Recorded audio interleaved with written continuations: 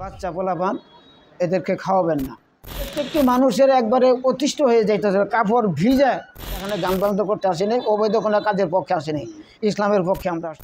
আমি ওখানে বসেছিলাম, আল্লাহর কসম একটা ফোঁড়াও আমাদের গায়ে পড়ে নাই, একটা শিলাও লাগে নাই, কোনো বাতাস আমাদেরকে কোনো আক্রমণ করে নাই।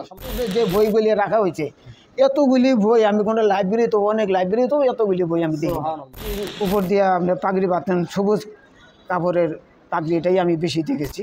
হিন্দুরাও ওয়াজ মাহফিলায়, ওনার ওয়াজ মাহফিলায় হিন্দুরা ওয়াজ মাহফিল শুনছে। ওনার মানুষ মনে করতো যে যেভাবে দেশ কাঁপতেছে হয়তো বা ভেঙে যেতে পারে, আমরা ঘুরে যেতে পারি। ইনার ওয়াজ তালাং করে বিদায় দেন, আমরা চলে যাই। আসসালামু আলাইকুম রহমতুল্লাহ বরকাতুহ। ডিয়ার ভিউয়ার্স, আমি উবায়দুর রহমান ইবনে আবদুল্লাহ ইবনে ফজল, আল্লামা আবদুল্লাহ ইবনে ফজল রাহিমাহুল্লাহর দ্বিতীয় সন্তান। আপনাদেরকে আমরা যে প্রতিশ্রুতি দিয়েছিলাম যে আল্লামার জীবনী স্মৃতি আলোচনা করব, নিয়ে আসবো আপনাদের সম্মুখে, তারই ধারাবাহিকতায় আজকে আমরা একটি ঐতিহাসিক স্থানে অবস্থান করছি। আমরা সেই ধারাবাহিকতা যেটা আমরা শুরু করেছি, স্মৃতির অন্তরালে বাংলার বুলবুল আল্লামা আবদুল্লাহ ইবনে ফজল রাহিমাহুল্লাহ এই শিরোনামে। তো আমরা আজকে অবস্থান করছি আল্লামার স্মৃতিধন্য, তিনি যেখানে দীর্ঘ 27 বছর ঈদগাহের ইমামতির দায়িত্ব, এলাকার সরদারির দায়িত্ব পালন করেছেন।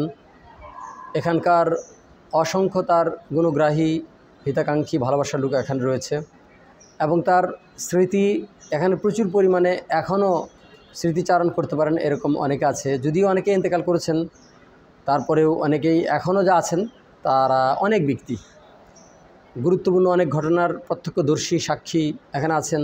যেমন আছেন বেলতল ঈদগাহ মাঠের পার্শ্ববর্তী অঞ্চল, যেখানে আল্লামা কঠিন খরতাপে দুর্যোগ মুহূর্তে তিনি দোয়া করেছিলেন সকলকে সাথে নিয়ে ইস্তিসকার নামাজে, সেখানে বৃষ্টি বর্ষণ হয়েছে। অনেকেই তার প্রত্যক্ষদর্শী আছেন। আজকে যিনি আছেন আমাদের সাথে আব্দুল জলিল ভাই, তিনিও তার প্রত্যক্ষদর্শী, আমরা তার সাথে শেয়ার করব। আরও বিভিন্ন ঘটনার সাক্ষী তিনি আছেন এবং অনেকে আছেন, আমরা পর্যায়ক্রমে আপনাদের কাছে নিয়ে আসব।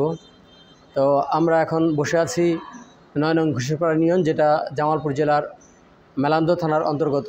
এটা সবিলপুর এলাকা বলে সারা দেশে পরিচিত। তো এইখানে এই মসজিদে আমরা আজকে বসছি আব্দুল জলিল ভাইয়ের সাথে, যিনি দীর্ঘ সময় আল্লামা আবদুল্লাহ ফজলুর রহমানকে প্রত্যক্ষ করেছেন, কাছে থেকে দেখেছেন, অনেক খেদমত করার সুযোগ পেয়েছেন, অনেক মাহফিলে গিয়েছেন এবং ইস্তিসকার নামাজে যে বৃষ্টিপাত হলেও তিনি তার প্রত্যক্ষদর্শী রয়েছেন। তেমনি রয়েছেন আরও অন্য জায়গাতে তিনি মাহফিলে গিয়েছেন, সেখানে কারামত যে প্রকাশ হয়েছে সেই কারামতের প্রত্যক্ষ সাক্ষী রয়েছেন। তো তাদের সাথে আমরাও সামিল হব, শ্রোতারা, দর্শকরা সামিল হবেন। আজকে আমরা এই গুরুত্বপূর্ণ এপিসোডে একত্রিত হব। আজকে আমরা কথা বলবো আব্দুল জলিল ভাইয়ের সাথে। আসসালামু আলাইকুম রহমতুল্লাহ। ওয়ালাইকুম আসসালাম রহমতুল্লাহ। আলহামদুলিল্লাহ, আপনাকে পেয়ে আমরা অত্যন্ত আনন্দিত যে আপনি প্রত্যক্ষদর্শী, অনেক বিষয়ের সাক্ষ্য আল্লামার সাথে রয়েছেন। আব্দুল জলিল ভাই দীর্ঘদিন শিক্ষকতা করেছেন কেজিএস মাদ্রাসাতে এবং তিনি এখন কাহাতপাড়াতেই ওখানে খতিবের দায়িত্ব পালন করছেন। উনি এলাকার একজন বিশিষ্ট ব্যক্তি, মসজিদ সমাজের খেদমতে আছেন। তো আল্লামার প্রত্যক্ষ সংস্পর্শ লাভ তিনি করেছেন, আজকে তার কাছ থেকে আমরা সেটি শেয়ার করব। তো আপনি যে এই ইস্তিসকার নামাজে অংশ নিয়েছিলেন, তো এখানে লোকজনকে আগে থেকে কি বলে দেওয়া ছিল, কিভাবে তারা জমায়েত হলো, কতটুকু লোক জমায়েত হলো, কীভাবে নামাজটা হলো? আমি শুনেছি আগের দিন যেদিন ইস্তিসকার সালাত আদায় করা হবে তার আগের দিন শুনতে পারলাম ওই হ্যান্ড মাইক দিয়ে এলাকায় এলাকায় ঘুরে, বাজারে ঘুরে ঘুরে দাওয়াত দিচ্ছে, যেগুলো হর্ন, হ্যাঁ ওই যে আগে মৌখিক হরণ, ওইগুলি দিয়ে মাইকে। এরপরও লোক মুখেও খবর হয়েছে, তো এলাকার ভিতরে ওই হরণ ব্যবহার করেও খবর দিচ্ছে। তো ওইভাবে আমরা শুনছি, শোনার পরে উনি ওইভাবেও মানে ওসিয়ত করছে যে আপনারা যা ইস্তিসকার নামাজ পড়তে যাবেন, যাওয়ার আগে গোল থেকে গরু ছাগল বাই করবেন, দাঁড়াবারে রোদের ভিতরে বাঁধতে ঠিক আসবেন। বাচ্চা পোলাপান এদেরকে খাওয়াবেন না, না খাওয়াইয়া ওদেরকে কোলে নিয়ে রাখবেন। কান্নাকাটি যতই করুক কেউ খানা খাওয়াবেন না, নিজেও খাবেন না, কাউকে খাবারও দিবেন না। তো হাঁস মুরগি এগুলি সব খাঁচার মধ্যে আবদ্ধ, কাউকে কোনো খাবার দেওয়ার কোনো ব্যবস্থা করতে নিষেধ করছে, যে পর্যন্ত ইস্তেস্কার সালাত আদায় করে বাড়িতে ফিরে না আসবে। এইভাবে ঘোষণা হয়েছে, আমরা সেই ঘোষণা শুনছি, শোনার পরে ওইভাবে আমল করেই আমরা ইস্তেস্কার সালাত আদায় করার জন্য আরও পরামর্শ দিল। যে শুনছি যে কাপড় পরিবর্তন করে উল্টাইয়া এইভাবে গায়ে দেওয়া যাওয়ার জন্য উনি পরামর্শ দিচ্ছেন। ওই পরামর্শ মোতাবেক আমরা গেছি। বহু লোকই গেছিল। আগে মাযহাবি না মাযহাবি অনেক ওলামায়ে কেরামি বিভিন্ন জায়গায় ইস্তেস্কা সালাত আদায় করছে, কিন্তু আল্লাহর হুকুম হয় নাই, বৃষ্টি হয় নাই, বৃষ্টি আসে নাই।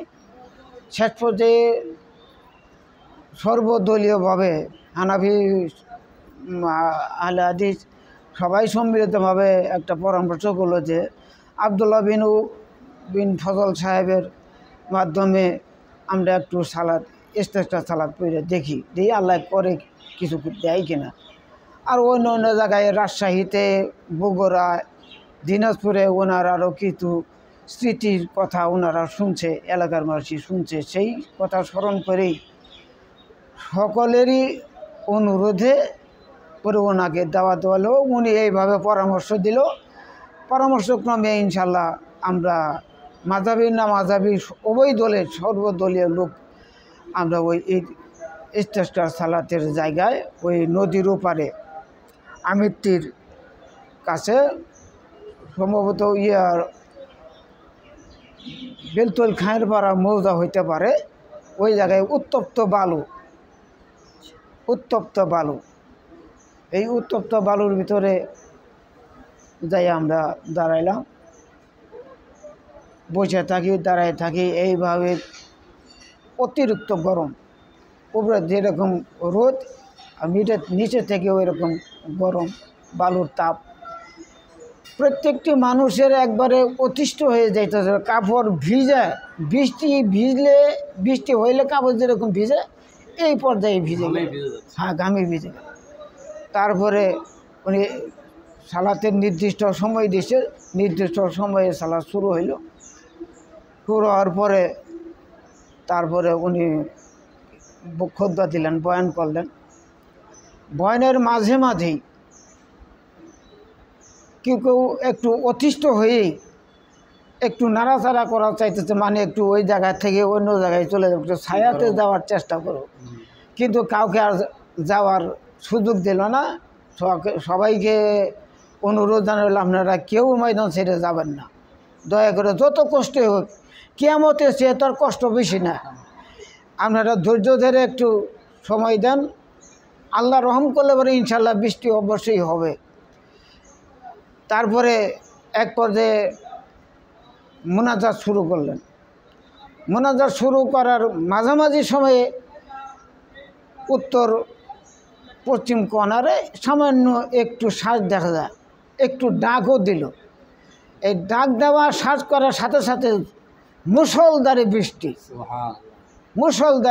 সোজা কথা এই বেলতেল বাজারে নামাতে এই যে খালটা, এই খালটা পানিতে ভরপুর হয়ে গেল।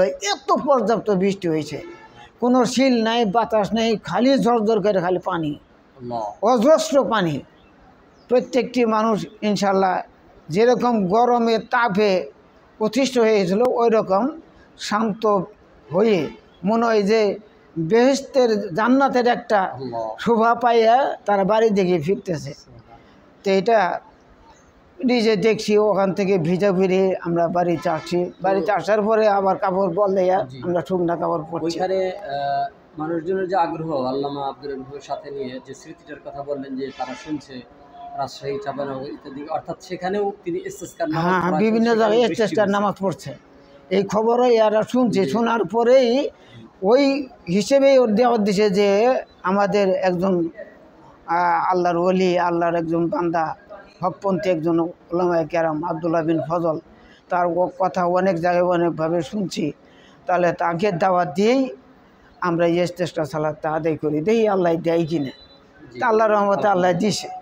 তো ওইখানে মাঠে যারা ছিলেন তাদের কারো নাম কি আপনার স্মরণ করে যে ওইখানে অমুক অমুক ব্যক্তিরা ছিলেন? এখন আসলে অগণিত অসংখ্য মানুষ ছিল, মানে ঈদগাহ মাঠেও এত লোক হয় না।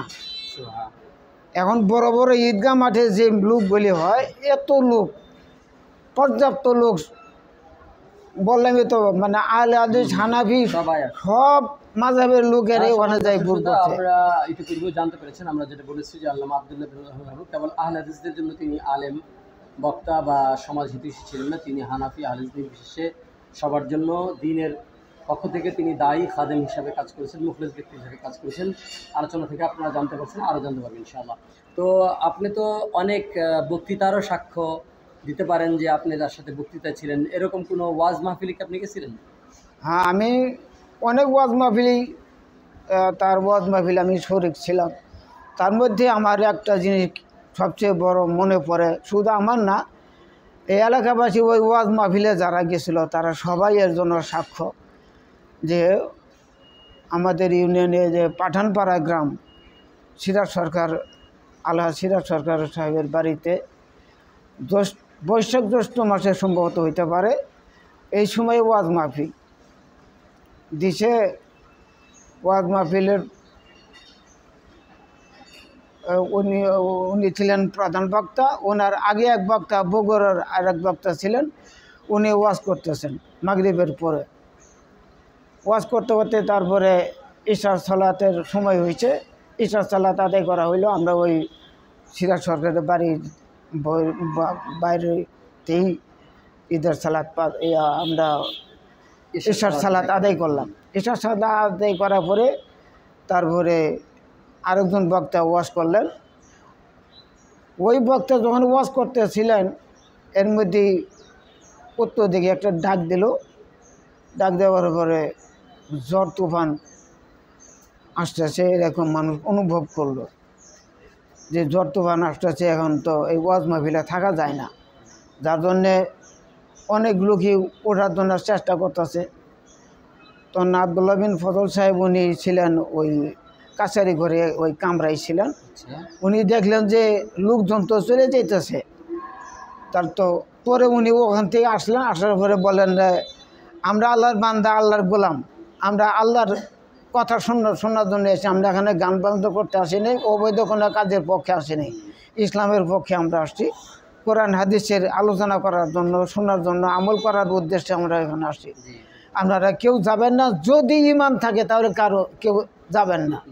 যদি কেউ যান তাহলে হতে পারে আপনার রাস্তা পথে যায় ক্ষতিগ্রস্ত হয়ে যেতে পারে, কাজে দয়া করে কেউ যাবেন না।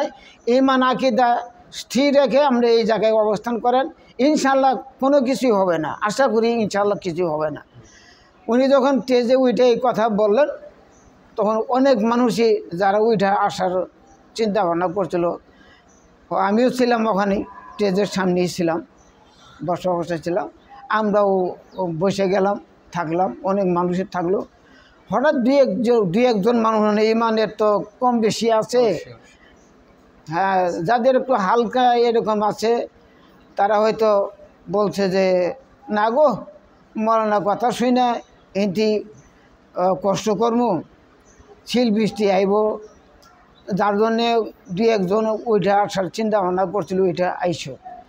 কিন্তু ওই বাড়িতে যতটুকু সামানা ছিল, সামানা করছিল বড়, ওয়াজ মাহফিলে সামানা করছিল বড়, এই সামানার বাইরে বৃষ্টি পড়ছে, সামানার বাইরে ঝড় তুফান হয়েছে, সামানার বাইরে শিল হয়েছে, কিন্তু সামানার নিচে যারা ছিল, আমি ওখানে বসেছিলাম, আল্লাহর কসম একটা ফোঁটাও আমাদের গায়ে পড়ে নাই, একটা শিলাও লাগে নাই, কোনো বাতাস আমাদেরকে কোনো আক্রমণ করে নাই, সম্পূর্ণভাবে আমরা নিরাপত্তা অক্ষতভাবে আমরা ছিলাম। ইনশাআল্লাহ কাছ থেকে যে কারামত প্রকাশ পায় এটা সত্য।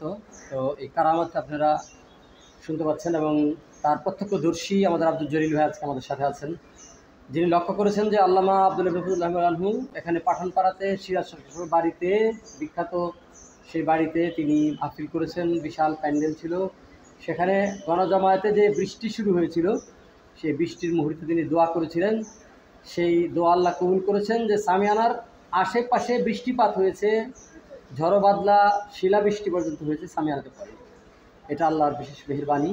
আল্লাহ পাক রব্বুল আলামিন তাকে নিয়ে গেছেন তার সান্নিধ্যে, কিন্তু তার স্মৃতি আজও আমাদেরকে দিনের পথে অগ্রসর করে, যে আল্লাহর বান্দাদের কথা আল্লাহ শুনেন। হ্যাঁ, আপনি আপনার স্মৃতিচারণ করে যান।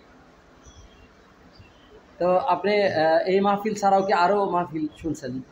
জেলাতে বিভিন্ন জায়গাতে গিয়েছেন মাহফিল শোনার জন্য? অন্য অন্য এলাকাও গেছে, কিন্তু স্মৃতির মধ্যে আমার এই দুইটা জিনিস আমার সবচেয়ে ভালো আকর্ষণ আমার মনে আছে, ক্লিয়ারই তো আপনার এলাকাতে তো আসলে আল্লামা আব্দুল রাফিল আনহু তিনি যেমন ঈদগাহ মাঠের দায়িত্ব পালন করেছেন, খুতবার জন্য আসছেন, 27টি বছর তিনি এই মাঠের দায়িত্ব পালন করেছেন, 29টি মসজিদ বা সমাজের সম্মিলিত মাঠ ছিল। তো এখানে এই দায়িত্ব পালনের জন্য তিনি তো আসতেন, কিন্তু এর বাইরেও তিনি আসতেন। হ্যাঁ, এর বাইরেও আসতেন। অনেক সময় হয়তো একটা সমাজের ভিতরে একটু সমস্যার সৃষ্টি হয়েছে, দ্বিধাদ্বন্দ্ব সৃষ্টি হয়েছে, হয়তো মসজিদের সমাজের ভিতরে একটু সমস্যার সৃষ্টি হয়েছে, ওইটা মীমাংসা করার জন্য, পরিবেশটা সুন্দর করার জন্য, সমন্বয় করার জন্য ওনাকে স্মরণ করলে উনি যখন তখন আমাদের ডাকে সাড়া দিয়েছেন। উনি এসেছেন বিভিন্ন এলাকায়, পাঠানপাড়া, তেলিপাড়া, ছবিলাপুর, শুধু তখন কাহেতপাড়া সহ আমাদের এই ঈদগাহ মাঠে ওনারাও ঈদের নামাজ পড়ছেন, ওনারাও তাকে স্মরণ করছেন। বিভিন্ন সমস্যার সমাধানের জন্য তিনি আসতেন। মুকুন্দবাড়ি তার ডিউটি বা ইমামতি করার জন্য আসতেন তা না। না, সম্মানিত দর্শক শ্রোতা, যে তিনি মানে একজন অভিভাবকের দায়িত্ব পালন করছেন। একজন দায়ীর যেমন ভূমিকা থাকে দাওয়াতের, তেমন ভূমিকা থাকে সমাজকে সংস্কার করা এবং সমাজের মধ্যে ঐক্যবন্ধন, মেলবন্ধন তৈরি করা, সমাজের যে বিভেদগুলো সেগুলো দূরীভূত করা, সমাজের মধ্যে মানুষের মধ্যে যে সম্পর্ক এটাকে আরও উন্নয়ন গাঢ় করা একজন দায়ের জন্য একটা দায়িত্ব। সেই দায়িত্ব আল্লামা আব্দুল রাফিল পালন করেছেন। আমাদের তো অনেক সময় আমরা লক্ষ্য করি যে আমরা অনেকটা যেমন চাকরি করি আর কি, গেলাম আমার ইমামতি দায়িত্ব, আমরা ইমামতি করে আসলাম, বাস শেষ হয়ে গেল। কিন্তু আল্লামা আব্দুল রাফিল সেটা করতেন না। তিনি একজন সমাজ হিতৈষী আলেম ছিলেন, ব্যক্তি ছিলেন, বক্তা ছিলেন এবং সমাজের দরদি ছিলেন। তাই সমাজের সমস্যায় তিনি ছুটে আসতেন, কাজ করতেন। এটা যেমন আমরা দেখেছি এই অঞ্চলে, আমরা আরও অঞ্চল থেকে আপনাদেরকে জানাবো। তিনি সারা বৎসর সফর করতেন এবং সফরের উদ্দেশ্য ছিল যেখানে শিক্ষার আলো জ্বলেনি, কোরআন আলো জ্বালেনি, সেখানে কোরআনের আলো জ্বালানো। যেখানে শিরক বেদাত রয়েছে সেই শিরক বেদাত উৎখাত করা, মাজারের নামে যে সমস্ত শিরক চলছে সেগুলি উৎখাত করা, বিভিন্ন পশু, বিভিন্ন প্রাণীদেরকে পূজার যে সমস্ত মাজারের নামে কাজ চলছে, কুমিরের পূজা, ঘোড়ার পূজা ইত্যাদি পূজা, সেগুলি দূরীভূত করা, এগুলি বহু তার জীবনের স্মৃতিময় ঘটনা রয়েছে। আমরা সুযোগ করে সেই উপস্থিতি আপনাদেরকে নিয়ে যাবো ইনশাআল্লাহ। আজকে আব্দুল জলিল ভাইয়ের সাথে কথা বলছি এই ছবিলাপুর বিখ্যাত ঘুষেরপাড় এলাকা থেকে। তো আপনাদের সাথে আরও বিশেষ শেয়ার করবো ইনশাআল্লাহ। তো আব্দুল জলিল ভাই, আপনি যদি বলতেন যে উনি যে আসতেন এলাকায়, বিভিন্ন জনের সাথে উঠা বসা করতেন, সেই সমস্ত মুরব্বীরা কারা ছিলেন? আপনি কি মনে করে তাদের নাম? হ্যাঁ, অনেকেরই নাম আমি জানি। দক্ষিণ ঘুষেরপাড়া কাজী পণ্ডিত সাহেব, ছবিলাপুর আবু বকর সিদ্দিক, বাহাউদ্দিন মৌলভী সাহেব, তারপরে রশিদুজ্জামান আনসারি, আব্দুল ওয়াদুদ আনসারি, এরপরে ওই পাশে তাসির মণ্ডল, এইভাবে ওই উত্তর পাশে আপনার ওই আসর মণ্ডল, এনাদের বাড়িতে আসতেন। এরপরে তেলিপাড়া আসতেন, তেলিপাড়াতে যাইতেন। তেলিপাড়া সরকার বাড়ি, মৌলভী বাড়ি, পাঠানপাড়া সিরা সরকার বাড়ি, ব্যাপারী পাড়া, অর্থাৎ টোটালি আমাদের এই এলাকার চতুর্দিকেই অনেক লোকের সাথে উনি চলাফেরা করেছেন, অনেক মুরব্বীর সাথে তিনি পরিচয়। এখন আপনারা বুঝতে পারছেন যে তিনি আসলে এখানকার যে ধারাবাহিক যে ডিউটি পালন করা আমাদের যে সমাজে ঘটে থাকে, ইমাম সাহেব ইমামতি করবেন, চলে যাবেন, এমন ছিলেন। তিনি আসলে এলাকার লোকের অন্তরের ব্যক্তি ছিলেন এবং এলাকার লোকজনও তার অন্তরে ছিল। এটা শুধু এই এলাকায় না, সারা দেশব্যাপী এমনটি ছিল। আপনাদের কিছু বিষয়গুলো আমরা জানাবো, আপনারা লক্ষ্য করে থাকবেন এবং শুনবেন এখানেও, যে তিনি যখন আসতেন এলাকাতে একটা সাজ রব করে যেত, যে আল্লামা আব্দুল রাফিল আসছেন। ছোট বাচ্চা, বড় মানুষ, বয়স্করা সবাই ছুটে আসতো তার সাথে মোলাকাত করার জন্য, কথা বলার জন্য বা সমস্যাগুলো শেয়ার করার জন্য, তাকে দেখার জন্য এরকম আসতেন। তিনি যখন মাহফিল করতেন বাড়িতে জামাই মেয়ে তাদেরকে আনা হতো, যেটা ঈদে আনা হয়। এরকমভাবে জি। দেখা যেত যে একটা উৎসব রব করে যেত তিনি আসতেন, কেননা তিনি ছিলেন তাদের একটা অন্তরের মানুষ, হৃদয়ের মানুষ। তো আপনি তো দীর্ঘ সময় তার সাথে ওঠা বসা করেছেন, আপনার যাওয়ার সুযোগ হয়েছে, ছোটোবেলা হলো আপনি দেখেছেন তাকে। তো এমন কি কোনো স্মৃতি আপনার আছে যে তিনি খাওয়াতে বা চলাতে ফিরাতে আপনি তাকে দেখলেন, এরকম খেলো, এরকম চললো, এরকম বাড়িতে গেল, তাকে আপনি সেই বাড়িতে দেখলেন, এরকম কি মনে হয়? এরকম আমি আপনাদের বাড়িতেই আচ্ছা, আপনাদের বাড়িতেই ওই আপনার চর্চি হাবিরুন্নাসা হাবির যে মাদ্রাসা ওয়াজ মাহফিলে, যখন ওয়াজ মাহফিল হয়েছে আমি গেছি। যাওয়ার পরে হয়তো ওদের মাদ্রাসার যখন লোকজন বেশি হয়েছে, মাদ্রাসার মাঠে লাইন করে চট দিয়ে বিছনা দিয়ে খাবার দিচ্ছে, আচ্ছা, আমরা ওই বৈঠকে খানা খাইছি। আর যখন লোকজন একটু কম হয়েছে, হয়তো ইশার চলে ওয়াজ মাহফিলে পরে অথবা ফজরের পরে নাস্তা ওটা ওই মসজিদে বারান্দায় আমরা বসতাম। আবার কোনো কোনো সময় হয়তো আরও যদি লোকজন কম হয়েছে, তাহলে আপনাদের বাড়িতেই, ওনার বাড়িতেই ওই ভিতরে অথবা বারান্দায় বসে আমাদেরকে চিরা মুড়ি এগুলি খাওয়াইতো, ফলমূল আমরা খাইতাম, ওনার সাথে আলাপ আলোচনা করতাম। এমনকি ওনার ভিতরে, ঘরের ভিতরে আমি এক তারিখে গেছিলাম, যাওয়ার পরে দেখলাম যে বইগুলি টেকের উপরে আলমারি, ওই যে রেকের উপরে যে বইগুলি রাখা হয়েছে, এতগুলি বই আমি কোনো লাইব্রেরি, তো অনেক লাইব্রেরি, তো এতগুলি বই আমি দেখি। তো এইরকম পর্যাপ্ত পরিমাণ বই আমি ওখানে দেখছি। সেখান থেকে আমি একটা শিক্ষা গ্রহণ করছি যে খালি এই খালি শুনেই খালি আলেম হওয়া যায় না, পুঁথিগত বিদ্যারও দরকার, কোরআন হাদিসের দরকার আছে। তো উনি যে কিতাবপত্রগুলি লিখছে, এগুলি যথার্থ প্রমাণ তার ঘরেই আছিল, এটা আমি দেখছি। বহু সহি কিতাবগুলি আমি দেখছি। আপনারা এই বিষয়টা অবগত হলেন, আপনাদেরকে আমরা ডকুমেন্টারি দেখানোর চেষ্টা করব ইনশাআল্লাহ। আল্লামার আসলে জীবনের যা উপার্জন ছিল, যদিও তিনি উপার্জনমুখী ছিলেন না, তো যতটুকু তার হাতে অর্থ আসতো, আমার জানা মতো তিনি 3টি পথে অর্থ ব্যয় করতেন। সেটা আমার আম্মা এবং আমার মুরব্বীজন যারা ছিলেন তাদেরকে শুনেছি। একটা হচ্ছে তার প্রধান হবি ছিল, যেটা ছিল বই পুস্তক সংগ্রহ করা। এটা ক্রয় করে বা ধার করে হলেও তিনি পুস্তক সংগ্রহ করতেন, এটা ছিল তার একটা বড় কাজ। এরপরে দান খয়রাত করা, এটা ছিল তার একটা বড় কাজ। আর মেহমানদারি করা, এটা ছিল তার বড় কাজ। তার অর্থ সব এই পথে তিনি ব্যয় করেছেন। আজকে আপনারা প্রত্যক্ষদর্শী আমাদের আব্দুল জলিল ভাইয়ের কাছ থেকে জানতে পারলেন যে তিনি লাইব্রেরি দেখেছেন। আমরা ছোটোবেলা হালকা পাতলা দেখেছি, একটা বিশাল ঘর ছিল, সেটা শুধু লাইব্রেরি ছিল। এটা হলো ব্যক্তিগত লাইব্রেরি, ব্যক্তিগত সংস্থা বা সংগঠনের বা সরকারি এরকম কিছু না, সম্পূর্ণ তার ব্যক্তিগত সংগ্রহ ছিল। বিশাল সংগ্রহশালা ছিল, তার ধ্বংসাবশেষ এখনও আছে, আপনাদেরকে দেখাবো ইনশাআল্লাহ।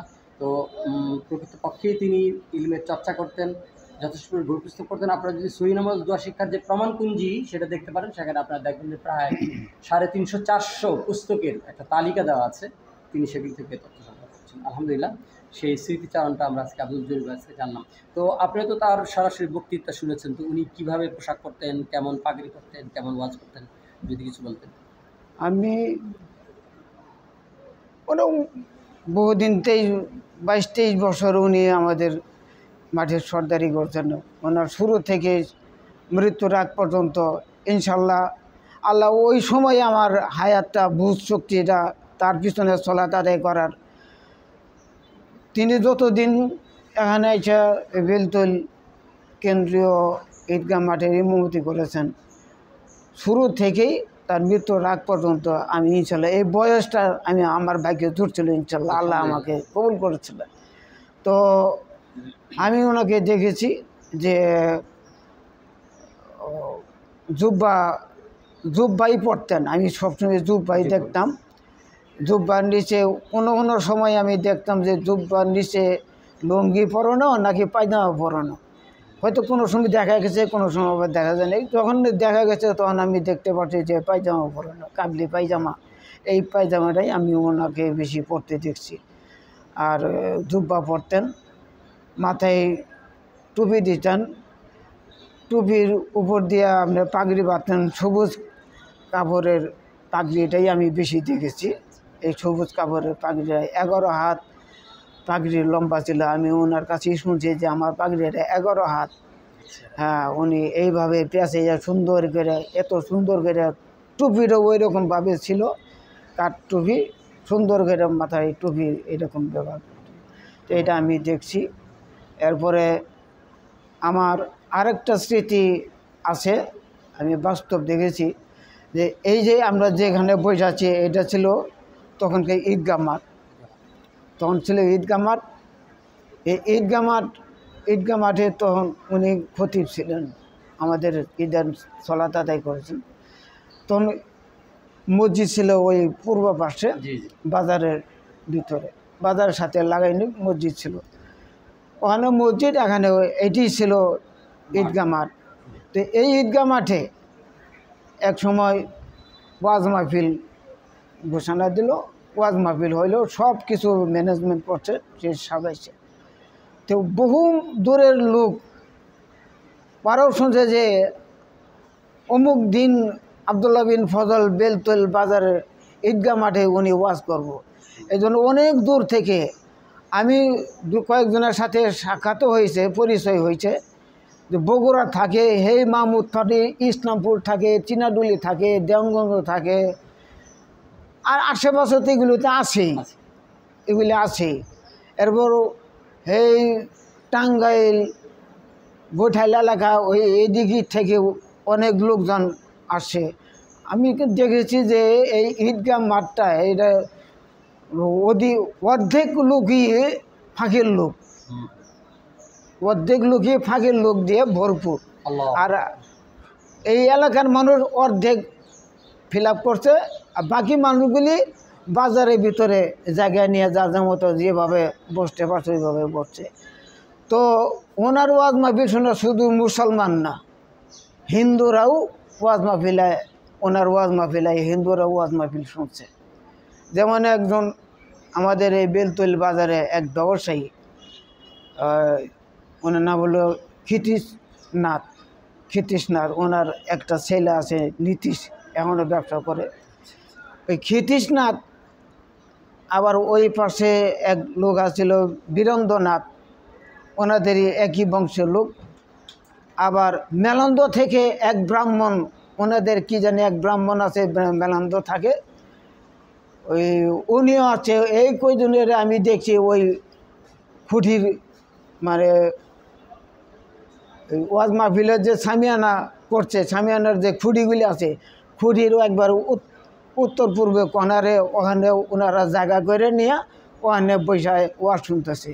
এমনকি এক পর্যায়ে ওনার আলোচনা সাবেকে আমাদের মুসলমানের তো কান্দিছেই, ওনারও কাঁদতে কাঁদতে ওনারা বলছে যে আমি জীবনে আমরা কোনো দিন এই ধরনের আলোচনা শুনি নাই। উনি যে এত আলোচনা এত সুন্দর করে বলতে পারে, আল্লাহ যে ওনাকে এত অজস্র জ্ঞান আল্লাহ দান করছে, এই জন্য ওনারও কান্দিছে। আর ওই ওয়াজ মাহফিলের শেষে যে দোয়া করছে, দোয়া মোনাজাতে হিন্দু, বৌদ্ধ, খ্রিস্টান, মুসলিম যারাই ছিল, মানুষ বলতে যারা ছিল তারা সবাই ওই আশেপাশে যার মতো জায়গা করে নিয়ে মোনাজাতে শরিক হয়েছে।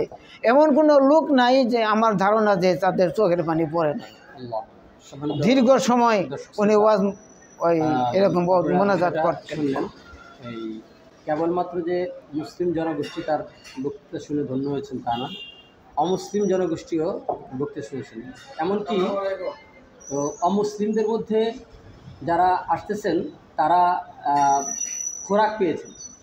এটা যেমন আমাদের যেটা ধর্মীয় যেটা দিক, সেটা যেমন তারা পেয়েছেন, তারা অন্য ধর্মের অর্থাৎ তাদের যে নিজস্ব ধর্মের বিষয় সম্পর্কে আল্লাহ আমার কাছ থেকে জানতে হবে। অর্থাৎ হিন্দু ধর্মের যে বেদ বলেন, হিন্দু ধর্মের যে সমস্ত পুরাতন পুস্তক আছে, ওই পুস্তক থেকেও তিনি বর্ণনা দিতে পারতেন।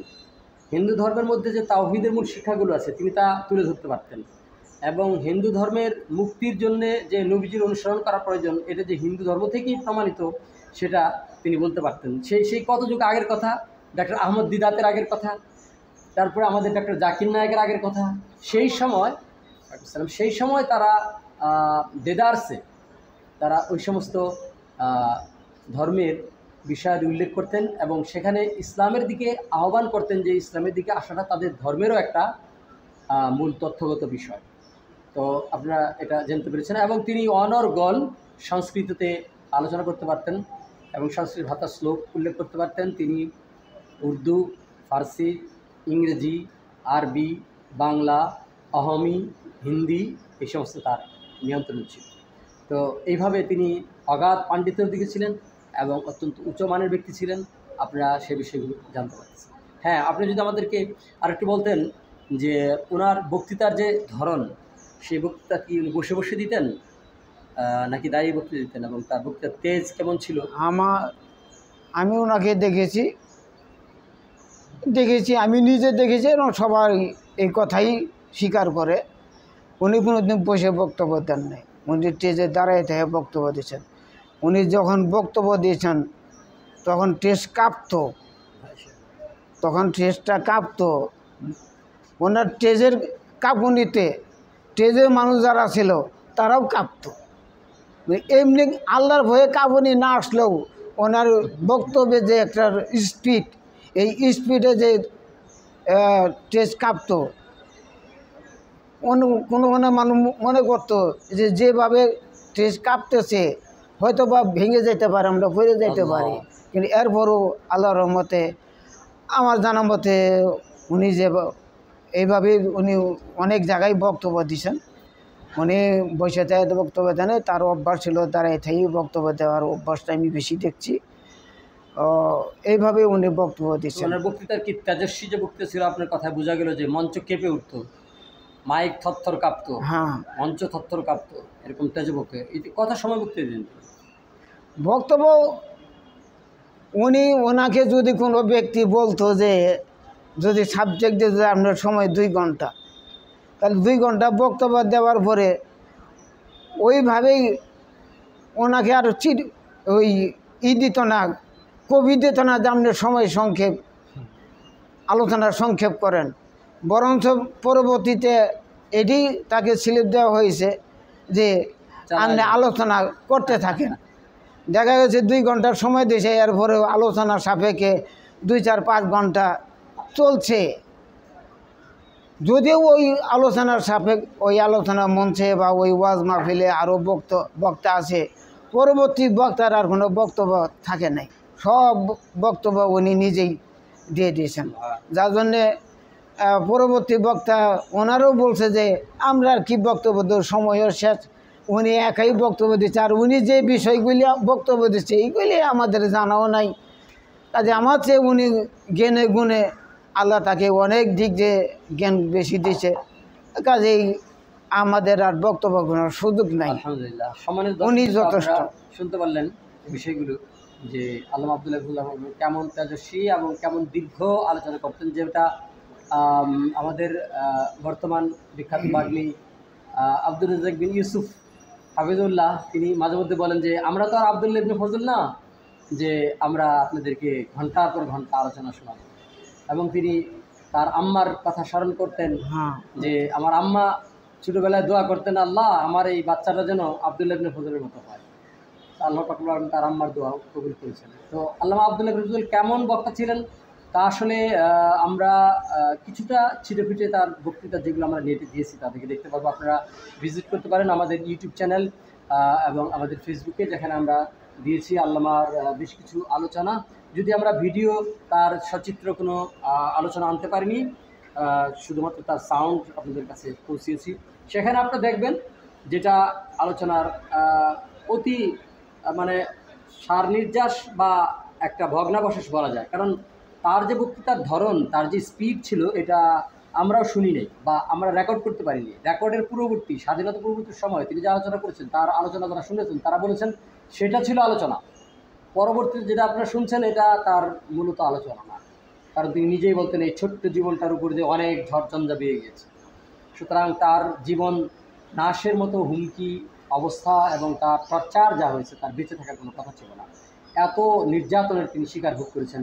নির্যাতনের শিকার ভোগ করেছেন ইমাম আহমদ বিন হাম্বল রহমতুল্লাহ আনহু, শিকার ভোগ করেছেন আবু হানিফা রহমতুল্লাহ আনহু, শিকার ভোগ করেছেন নির্যাতনের ইমাম মালিক রহমতুল্লাহ আনহু। এরকম যারাই দিনের জন্য বড় বড় খেদমত করেছেন, এত জগৎজুড়া বড় বড় ইমাম আলেম তারা শারীরিক নির্যাতন ভোগ করেছেন, তেমন আল্লামা আব্দুল্লাহ ইবনে ফজল শারীরিক নির্যাতন ভোগ করেছেন। তাই তিনি পরবর্তীতে বলতেন যে এই ছোট্ট জীবনের উপর দিয়ে বহু ঝড়ঝঞ্ঝা পেয়ে গেছে। তো এত ঝড়ঝাপটা পরেও তারা সুদৃঢ় চিত্তে দিনের কথা প্রকাশ করেছেন। তো সেই স্মৃতিচারণগুলো আপনারা শুনছিলেন যে আলেমদের বক্তৃতা তারা হারিয়ে ফেলতেন, যে না আব্দুল্লাহ ইবনে ফজল যেখানে আছে আমাদের বক্তৃতার দরকার নেই, আমরা ওনারটাই শুনব। তাকে আলেমরা উস্তাজ মানতেন, উস্তাজুল আসাতিজা হিসাবে তাকে গণ্য করতেন। তিনি এমন একজন আলেম ছিলেন, এমন একজন বাগ্মী বক্তা ছিলেন। তো আপনি যদি আমাদেরকে বলতেন যে কোনো ঘটনায় বা কোনো মাহফিলে কি এমন হয়েছে যে আব্দুল্লাহ ইবনে ফজল বক্তৃতা করে গেলেন, পরে হয়তো আরেকজন আছেন বক্তা, তার বক্তৃতা চলাকালে জনগণ বলতেছে না আমরা আবার আরেক আব্দুল্লাহ ইবনে ফজলের কথা শুনবো, তিনি মঞ্চে একাধিকবার আসছেন, এরকম ঘটনা কি ঘটেছে? হ্যাঁ, এরকম ঘটনা ঘটেছে। বালিজুরি এসএম চিনিয়ান মাদ্রাসা, উনি আগে বলছিল যে আমার পরবর্তী অন্য জায়গায় ওয়াজ মাহফিল আছে, উনি প্রধান বক্তাই ছিলেন, কিন্তু ওই প্রোগ্রামের জন্য উনি ওই আগে একটু বক্তব্য দিয়ে উনি চলে যাবেন। উনি সেই সুবাদে উনি বক্তব্য শুরু করেছেন এসএম চিনিয়ান মাদ্রাসায় বালিজুরি মাদারগঞ্জে। তো আমি ওখানে ছিলাম, উপস্থিত ছিলাম। তো এক পর্যায়ে দেখা গেল যে উনি ওয়াজ শেষ করে চলে যাবেন। চলে যাওয়ার পরে আরেক বক্তা যখন ওইটা বক্তব্য শুরু করছে, শুরু করার পরে ইনি আবার যাই খাওয়া দাওয়া করে মিছিল হইতে চলে যাব। এর মধ্যে যাই বলতেছে মানে ওই ওয়াজ মাহফিলের মঞ্চ থেকে সামিয়ানার নিচের থেকে শ্রোতাটা বলতেছে আমরা ওনার ওয়াজ শুনবো না গো, করে আবার আব্দুল্লাহ বিন ফজল সাহেবের দেন ওনার ওয়াজ তুইয়া ইনার ওয়াজ, তাহলে করে বিদায় দেন, আমরা চলে যাই। শেষ পর্যায়ে মানুষের যখন একই কথা বারবার বলতেছে, পরে আর কোনো উপায় না পেয়ে পরে ওনারও অনুরোধ করলো যে ওই প্রোগ্রামে আপনি একটু বাতিল করেন, অথবা ওখানে যে আলেম ওলাম আছে ওয়াইজেন আছে ওনারই ওয়াজ করুক, আপনি এখানে একটু, তা নইলে আমাদের ওয়াজ মাহফিলটা এখানে নষ্ট হয়ে যাবে, ভেঙে যাবে। যার জন্য শ্রোতা মণ্ডলীদের অনুরোধে আর কর্তৃপক্ষের অনুরোধে উনি আবার ওয়াজ মাহফিল শুরু করলেন। মানে শেষ পর্যায়ে দেখা গেল যে আমরা ওই ওয়াজ মাহফিলে ফজরের সালাত আদায় কইরা তারপরে বিদায় নিছি। আমরা ফজরের সালাত আদায় কইরা বালিজুরি এসএম চিনিয়ান মাদ্রাসা থেকে এসেছি। সম্মানিত উপস্থিতি, দর্শক শ্রোতা, এটা আমাদের কাছে এখন একটু বিচিত্র মনে হয় যে মানুষ সারা রাত আলোচনা শুনবে আর ফজর পর্যন্ত জাগনা থাকবে।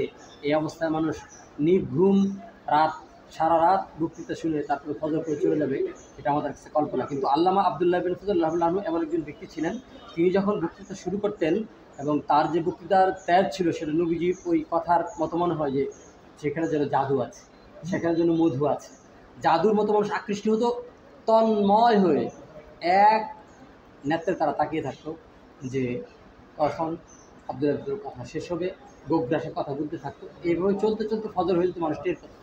এরকম বেশ কিছু ঘটনা আপনাদের সামনে আমরা শেয়ার করেছি আমাদের পূর্ববর্তী ভিডিও, যেখানে আল্লামা আব্দুল্লাহ বিন ফজলুর রহমানের জীবনী আমরা আলোচনা করেছি, সেখানে আপনি দেখবেন। আমরা আরও বিস্তৃত আলোচনা নিয়ে আসবো ইনশাআল্লাহ। তো আপনি যদি আমাদেরকে আব্দুল জলিল ভাই বলেন আরেকটু, আপনি কোনো স্মৃতি মনে পড়ে তার সাথে চলাফেরার, কথাবার্তা, বা কোনো ব্যক্তির সাথে তার কথাবার্তা, তার দান দক্ষিণা, তার বদান্যতার, মানুষের সাথে আচার আচরণে, এরকম কোনো কিছু মনে পড়ে? হ্যাঁ, আমার মনে আছে যে উনি এক সময় কুরবানি ঈদুল আজহার সলাত আদায় করেছেন। এই মাঠে আমরা সলাত আদায় করছি।